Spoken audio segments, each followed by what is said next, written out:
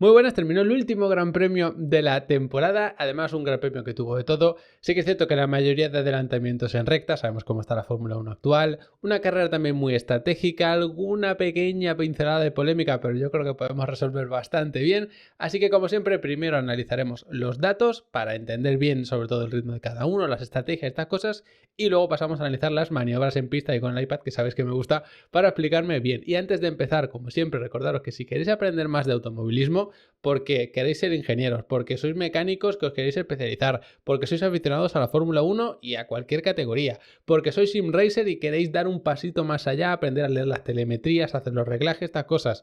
Echad un vistazo a Level Up Academy, seáis quien seáis y seáis el perfil que seáis, porque ahí vais a tener un montón de cursos, no hace falta tener una base mínima, ha entrado gente incluso con 12 años y ha podido seguir perfectamente los cursos, gente también mucho más mayor que en su momento quiso aprender de automovilismo pero resultaba imposible y ahora ya puede con esta plataforma. Hay gente que lleva apuntada los casi 5 años que llevamos con la academia porque hay un montón de contenido, seguimos ampliándolo siempre, es una suscripción, o sea que podéis estar los meses que queráis, incluso podéis dar de alta, de baja, todas las veces que queráis sin problema, que no hay que pagar matrícula ni permanencia ni estas cosas, así que de verdad echar un vistazo y tenéis absolutamente todo, os metéis en la web, tenéis un listado con todos los cursos, podéis filtrar por la temática que más os interese y si os queda cualquier duda, ahí tenéis un botón de contacto, me va a llegar personalmente el mensaje que me mandéis, os voy a responder personalmente también por supuesto, así que echar un vistazo, de verdad, tanto para aprender de automovilismo como para apoyar siempre este contenido, por supuesto, ¿vale? Que es la forma que tengo de hacerlo sostenible. Así que dicho esto, hecha la introducción, vamos con los datos del Gran Premio, este caso carrera de Abu Dhabi. Y para mí sí que fue una carrera bastante estratégica, como os decía, porque hubo gente que salió con el neumático medio, otra gente con el duro, con el blando. De hecho, lo tenemos aquí. Hubo 13 pilotos que salieron con el medio y el resto, lógicamente, con el duro y el blando. Quizás sí que fue mejor salir con el neumático medio al principio, pero también dependía del equipo, porque en el caso de McLaren tenían 2 juegos de duros y 1 de medios, mientras que el resto tenían 2 de medios y 1 de duros. Por eso también puede influir un poco y es diferente. De todas formas, analizando la carrera de los 3 primeros, podemos entender cuál era la mejor estrategia, al menos a priori. Entonces, dicho esto, Verstappen sale con el medio, duro hasta el final, Piastri sale con el duro, medio hasta el final. Sí que parece que se le complicó un poco la carrera en torno a la vuelta 35, 30 por ahí, pero porque estiraron un poco de más ese primer stint que luego lo explicaremos. Entonces, ¿por qué digo que quizá era mejor salir con el neumático medio? Porque sobre todo al principio, sobre todo en la primera mitad de la carrera más o menos, primer tercio, parecía que el neumático duro funcionaba mejor, pero es verdad que en esa primera parte de la carrera es cuando más desgaste hay, porque el coche pesa más, porque la pista no está tan engomada, hay más peleas en pista, más sobrecalentamiento, entonces es normal. Entonces, si el neumático duro es el bueno y tú en las primeras vueltas sacrificas el medio, que no es tan bueno, luego puedes hacer la mayoría de la carrera con el neumático bueno, que yo decía. En el caso de McLaren, como tenían 2 juegos de duros, que en el caso de Norris, que puso el medio, luego el duro y luego otra vez el duro, sí que podían jugar un poquito más. Pero también es verdad que en las últimas vueltas con el neumático medio tampoco se apreció un desgaste excesivo. Al principio parecía que el duro era igual de bueno en rendimiento que el medio, pero además aguantaban más vueltas. Luego al final sí que se equilibró un poco. Entonces no lo tengo tan claro de esta estrategia claramente era la mejor y la que mejor funcionaba y la otra era un desastre ni mucho menos. Entonces, aclarado un poco este asunto, así a nivel genérico, que voy a intentar ir al grano, que luego sabéis que me enrollo demasiado y le doy demasiadas vueltas a las cosas, voy a intentar hacer el análisis lo más al grano posible. Voy a filtrar y voy a poner a los 4 primeros, porque así tenemos también a Leclerc que nos da un buen contexto. Tanto Verstappen como Norris salen con el neumático medio. Norris es la línea naranja continua, esta que veis iluminada, Piastri es la otra, y la línea roja, lógicamente, es la de Leclerc, la azul la de Verstappen, ¿no? Entonces todos salen con el medio, excepto Piastri, que sale con el duro, aguanta su parada, por eso es líder en estas vueltas, y luego ya para bastante tarde, casi en la vuelta 40, y luego ya pone el medio y tira hasta el final. En las primeras vueltas se vio como Norris no tenía ritmo, era una situación un poco rara porque él salía con el medio y Piastri que salía con el duro era más rápido que él, que sobre todo en estas primeras vueltas es cuando más se tiene que notar que llevas un neumático más blando con más agarre, pero aún así era Piastri que más ritmo tenía. Y luego además en las últimas vueltas vemos cómo va cayendo la línea de Norris, veis que está a 3.9 del primero que es Verstappen, pasa a 4.0, 4.3, 4.4, casi 5, 4.6, va cayendo constantemente. Que contra Piastri se podía entender porque ya un neumático medio desgastado es normal que pierda rendimiento respecto al duro, pero era respecto a Verstappen. Puede ser porque tenía más aire limpio, por supuesto, porque además es algo que ha afectado muchísimo este año, y no solo al ritmo, sino precisamente a esto, lo del sobrecalentamiento de los neumáticos. Y ahí vemos cómo para Norris, le aguanta el ritmo durante unas vueltas, que aquí es cuando tiene que adelantar a tantos coches, 3-4 coches, y luego ya cuando para Verstappen, que es en esta vuelta, veis cómo va recortando a un ritmo brutal. Tanto Norris, que es la línea naranja, como la azul de Verstappen, porque Verstappen está primero, se pone a unos 18 segundos 19 y le empieza a recortar mucho a Piastri.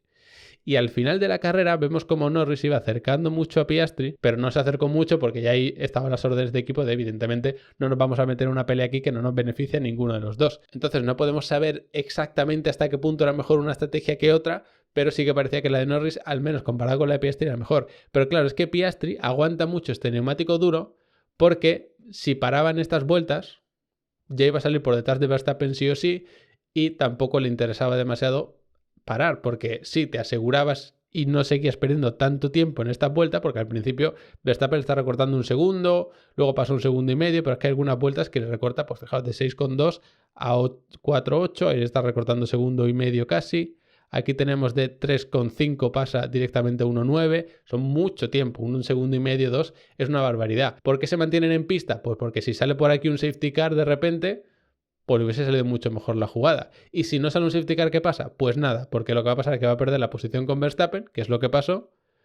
Le va a seguir manteniendo la posición a Norris, que además era su compañero de equipo y aquí no tenía sentido pelear, y ya está. Por tanto, la estrategia de Piastri no es óptima a el tiempo, pero sí en todo caso a la posición, jugando con ese hipotético safety car que podía salir y que además se escuchó muchas veces la radio de McLaren a Norris preguntando por qué haríamos, qué le parecería bien en caso de que saliese un safety car, porque hubo unas vueltas en las que la única esperanza para Verstappen era que saliese un safety car al final y le complicase las cosas. Pero ya digo, para mí estuvo bien la estrategia de Verstappen. Sí es cierto que en estas vueltas podría haber parado, porque le sacaba una ventaja brutal a Piastri, que era el segundo, te sale gratis la parada, puedes parar, pero uno, en caso de que te salga mal el pit stop, pues puedes perder mucho. 2, estaban viendo que no había un desgaste excesivo en sus neumáticos y que podía aguantar hasta el final. ¿Podría haber parado para protegerse en todo caso de un posible desgaste excesivo al final? Sí, pero viendo lo bien que estaban controlando el ritmo, con toda la carrera además con aire limpio, no les preocupaba la degradación y creo que hicieron bien. Otra cosa que hubiese aparecido de repente un graining ahí misterioso o lo que sea, pero no era el caso, lo tuvieron muy bien controlados, así que muy bien Verstappen, por supuesto, hizo todo lo que tenía que hacer desde el principio, empezando por la clasificación, y bien también McLaren, que hizo con la estrategia lo que tenía que hacer, los dos pilotos también hicieron lo que tenían que hacer, y otra cosa que me sorprendió al principio, ya hablando más del ritmo, no tanto de la estrategia, es como Leclerc aguantó el ritmo a Norris tantas vueltas, pero si os fijáis al final ya se empiezan a separar, como que empezó a perder tiempo. Tenía pinta de que tuvo que apretar más para mantenerse ahí, por eso desgastó más. Pasa lo mismo en el segundo stint, que más o menos se mantienen, pero luego al final se empiezan a separar las líneas y es precisamente porque Leclerc tiene más desgaste. Y luego al final es verdad que Leclerc va con el medio, Norris va con el duro en el último stint, entonces no tenía tanto sentido compararlos. Así que interesante esta comparativa. Luego tenemos el caso de Fernando Alonso, también una carrera muy espectacular. Os lo pongo por aquí para que veáis un poco el resumen. Una P6 en la clasificación que yo creo que nadie se vio venir. Ganó posición a Russell también en la salida. Estuvo a punto de ganar en la posición también a Leclerc. De hecho, lo estuvo aguantando el tiempo durante unas cuantas vueltas y le aguantó el ritmo. Y luego, cuando para Russell es cuando gana posición, luego para él, luego la recupera y demás. Y al final hizo una carrera con una gestión de mantenerse justo detrás de Russell, y ahí se resumió un poco su carrera. Y a mí lo que me sorprende no es tanto la posición en la que estuvo, sino cómo aguantó el ritmo. Vamos a poner un top 10 que tenemos por aquí y fijaos en la carrera de Alonso. Se mantuvo prácticamente al mismo ritmo de Russell, que es esta otra línea. La de Alonso es la que es más verde, la de Russell es la que es un poco más verde agua, por así decirlo. Este es Russell, este es Alonso, y como veis mantienen el ritmo y porque decide parar Russell, pero Alonso no para porque tenga más desgaste que Russell, empieza a perder tiempo, ni mucho menos. De hecho, para Russell, una vuelta más tarde para Fernando, y es verdad que al principio de su stint, de su segundo stint, Russell va aguantando el ritmo de Piastri, pero claro, Piastri con un neumático duro de muchas más vueltas, y luego al final empieza a caer. ¿Por qué cae? Porque aquí es cuando para Piastri, si viene atrás, y estamos comparando su línea con la de Verstappen, que es el primero. Entonces, si lo comparamos con Piastri con un neumático duro más desgastado, más o menos mantenía el ritmo Russell, pero si lo comparamos con Verstappen, que llevaba la misma estrategia que él con unas vueltas menos de neumático, fijaos la enorme diferencia que hay. Aquí definitivamente el Mercedes no tenía el ritmo, porque de hecho si lo comparamos con Leclerc, que es como su rival directo, tampoco, o sea, era una diferencia abismal. Mientras que Leclerc va recortando el tiempo aquí a Piastri, Russell más o menos mantiene el ritmo, incluso perdiendo el tiempo. Y luego lo que comentaba de Alonso, fijaos cómo Cuando para, sale por detrás, sale con bastante más tráfico. Por eso sí que creo que la estrategia de Russell era la óptima, porque pararon un poquito antes, donde había un hueco más aprovechable, por así decirlo. Tuvo que adelantar en pista, por ejemplo, a Stroll, pero llevaba un neumático ya muy desgastado, con peor ritmo. Y luego Alonso sí que se queda aquí justo por delante de los Haas y hace su carrera manteniéndose ahí por delante. Bastante bien la gestión del neumático, mantuvo a raya los Haas y luego las últimas vueltas además se separa. O sea que tenía el ritmo de los Mercedes. En absoluto, yo creo que en estas vueltas se ve claramente como no. Pero en el principio, cuando lo importante era mantenerse ahí y no perder muchas posiciones que luego no ibas a poder recuperar, lo hizo, así que muy bien. Luego, el resto de hispanohablantes, en el caso de Carlos, por ejemplo, pues poquito que analizar porque al final estuvo metido en tráfico toda la carrera. El ritmo de Williams no parece que estuvo en ningún momento. Yo sí que esperaba algo más de rendimiento aquí. Estuvo prácticamente toda la carrera atascado detrás de Hülkenberg y no pudo adelantarle. Así que poco que analizar en este sentido. Y luego con la Pinto, que para mí la noticia positiva es que por lo menos ese Alpine está en el ritmo, él mantiene el mismo ritmo que Gasly, que creo que es lo máximo que se le puede pedir. Entonces, bueno, al final es un coche que no está funcionando, está claro. Lo mejor que le podía pasar al Alpine es que termine este año, pero que con la Pinto se mantenga al ritmo de Gasly, viendo además el buen nivel de Gasly, y que el Alpine por lo menos estuviese en ese grupo, siempre estuvieron atrás prácticamente toda la carrera, os lo pongo por aquí, caso de Colapinto, pero no se despegaron del grupo, no se descolgaron, porque en Las Vegas, por ejemplo, es verdad que tenía posibles problemas en la aerodinámica y demás, pero es que se veía como no era capaz ni de mantener el ritmo de los que llevaba delante con el DRS. Entonces, por lo menos han salvado los muebles dentro de lo que cabe, sabiendo que son el último coche, lo llevan siendo, si no toda la temporada, en el 90% de la temporada, así que ahí queda un poco. Creo que no se le pueden pedir más a Colapinto. Me gustaría poder hacer un análisis un poquito más detallado del ritmo, de cómo gestionan los neumáticos, pero es que al final tampoco lo podemos hacer. No es que lo haga ni bien ni mal, es que no podemos hacer ese análisis porque lo único que puedo hacer es mantenerse ahí con la última posición y pegado al grupo. Ya digo, por lo menos la buena noticia es que mantuvo el ritmo de Gasly. Estuvo por detrás en clasificaciones anteriores, pero aquí estuvo bastante bien dentro de lo mal que está el Alpine. Así que yo creo que con esto hacemos un repasito general a lo más importante del Gran Premio a nivel de los datos. Ahora vamos a analizar las maniobras en pista. Y lo primero que vamos a analizar de las maniobras en pista es, como siempre, la salida, Verstappen zona limpia, Norris zona sucia.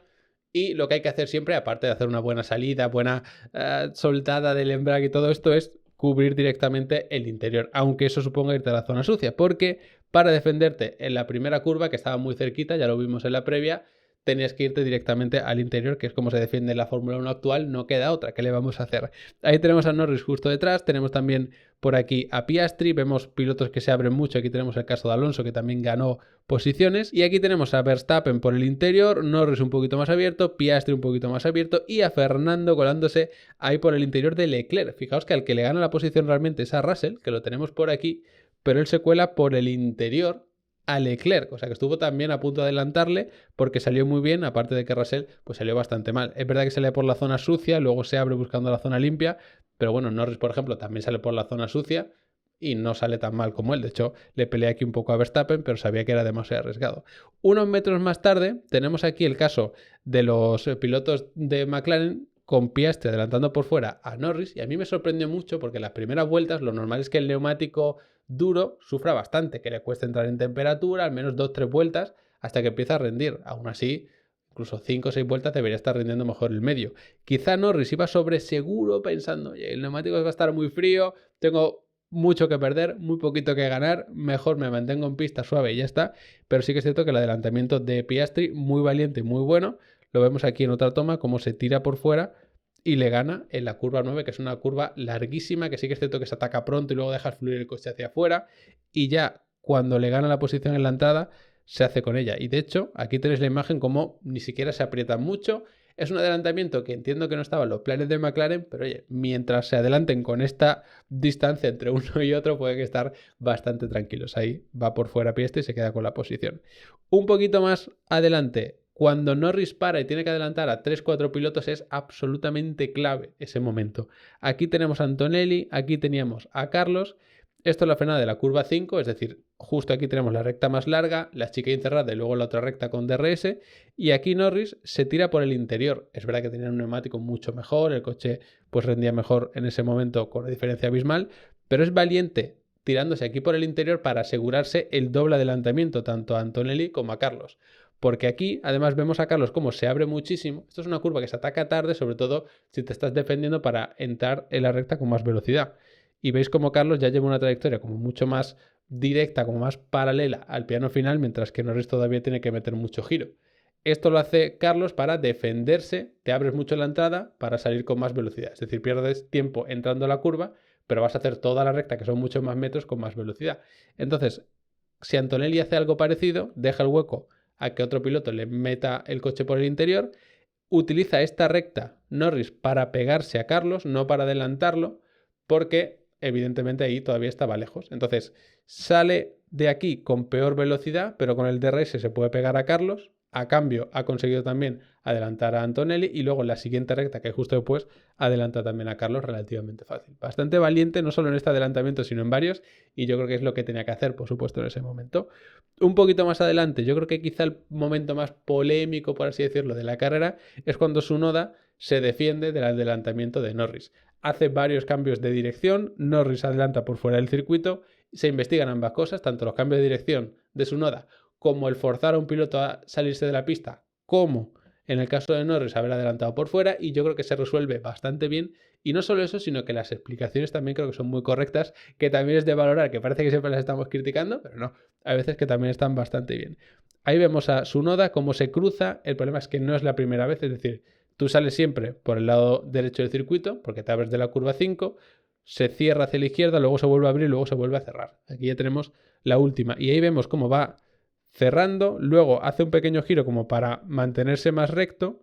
Aquí es cierto que cabe un coche, podríamos decir, bueno, pues Norris se hubiese metido por aquí pero sin irse fuera, pero claro, Tsunoda fuerza todavía un poquito más por fuera a Norris y vemos a Norris por fuera, que alguno pensará, oye, pues esta rueda que está fuera, aunque no se aprecie muy bien en esta toma, sí, se va por fuera, eso es indiscutible.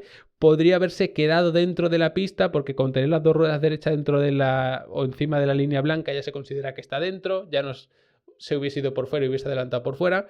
Pero claro, es que tú no puedes pretender que si te estás abriendo y te empujan hacia afuera, luego de repente hagas un quiebre y te mantengas así. Tienes unas inercias hacia afuera que evidentemente tú vas hacia afuera y luego tienes que corregir, pero el coche hace una especie de vaivén así. Tú no puedes pretender que si vas aquí de repente hagas un quiebre y te mantengas dentro de la pista. Por eso entiendo que es uno del que le echa fuera de la pista, además después de varios cambios de dirección, y por eso creo que está bien aplicado el reglamento. Aquí tenemos la secuencia desde otro ángulo. Pensad que vienes abierto de la 5, aquí Tsunoda se cruza para cubrir el interior, se pone con el DRS y el rebufo detrás Norris, se vuelve a abrir hacia acá y luego vuelven otra vez a venirse hacia acá.